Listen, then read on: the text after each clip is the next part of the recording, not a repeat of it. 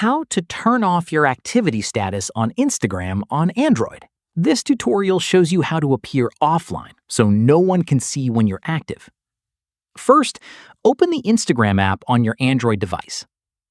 After that, tap on your profile icon at the bottom right of the screen. From there, tap on the three lines at the top right to go to Settings. In the next step, scroll down and tap on Messages and Story Replies. Let me show you. From there, tap on Show Activity Status to open the activity status settings. At this stage, toggle off Show Activity Status to hide your online status from everyone. Following this, once turned off, no one will be able to see when you were last active or if you're currently online on Instagram.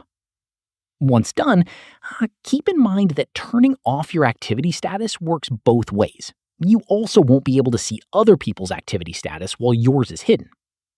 Finally, if you ever want to turn your activity status back on, just go back to the same Messages and Story Reply settings and toggle Show Activity Status back on.